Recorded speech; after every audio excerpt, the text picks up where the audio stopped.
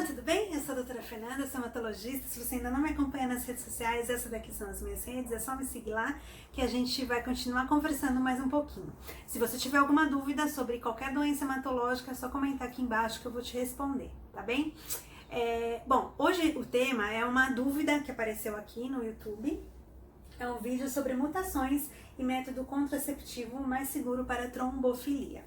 Bom, quais são as principais mutações que acontecem? A gente tem aquelas mutações de proteína, então deficiência de proteína C, deficiência de proteína S, antitrombina 3, tá? A gente vai ter as mutações hereditárias, né, que são aquelas que a gente consegue achar uma mutação, um gene mutado, fator 5 de Leiden, protrombina mutante. A gente tem hiperhomocisteína, que pode aparecer também. E aí a gente tem as adquiridas, que é a síndrome do anticorpo antifosfolípide, que pode ser anticoagulante lúpico, anticardiolipina, anti-beta-2-glicoproteína, tá? E aí sempre tem as outras coisas adquiridas, que daí não é uma trombofilia, mas são status trombofílicos. Então significa o quê? Uma gravidez aumenta o risco de ter trombose, uma cirurgia aumenta o risco de ter trombose, porque vai ter estase, algumas medicações aumentam o risco de ter trombose, principalmente os contraceptivos, né? Seja a pílula normal, a pílula do dia seguinte e até os hormônios, tipo testosterona, podem causar a trombose. E qual é o mecanismo, né, que a gente... Por que algumas pessoas têm trombose e outras pessoas não têm trombose? Isso é uma soma de coisas, né? Então a trombose, para ela acontecer, precisa ter estase do vaso, precisa ter uma falha no sistema que dissolve o coágulo, né? E então aí a gente precisa desses fatores somados. Então a gente vai encontrar pacientes com fator 5 de Leiden que chegam aos 60 anos, nunca tiveram nada e aí alguém fez um teste porque não estava conseguindo engravidar e viu lá que tinha um fator 5 de Leiden heterozigoto. Lembrando que a protrombina mutante também é uma mutação que aparece.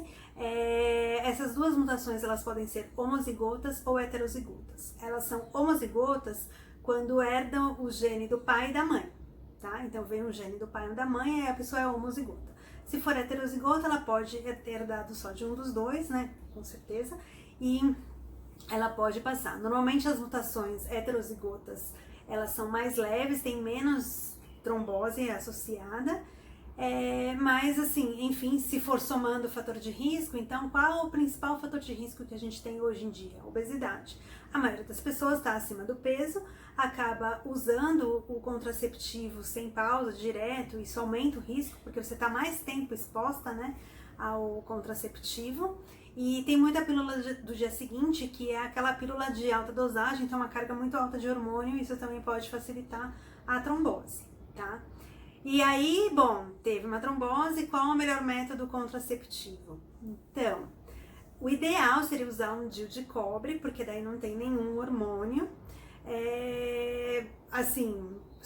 e o preservativo. Então, são esses os métodos contraceptivos mais adequados, tá? A gente tem alguns trabalhos falando com Dilmirena, que daí pode ser uma alternativa. Lembrando que o DIU só deve ser colocado se a paciente não tem um desejo de engravidar nos próximos 5 anos, porque não faz sentido você colocar um equipamento e remover no outro ano, né? Daí é melhor tentar outro método contraceptivo. A gente não recomenda nenhum tipo de pílula oral, tá? Nem de baixa dosagem, nenhum tipo de contraceptivo, porque isso também aumenta o risco de trombose. E a gente também não recomenda implantes, tá? Mas sempre você tem que discutir, né, sua necessidade com o seu médico. E, por exemplo, para os rapazes ou homens que fazem uso da testosterona, a gente prefere tentar espaçar o máximo possível para evitar aquela carga hormonal muito alta, tá bom? Acho que era isso que eu tinha para falar para vocês. Até a próxima!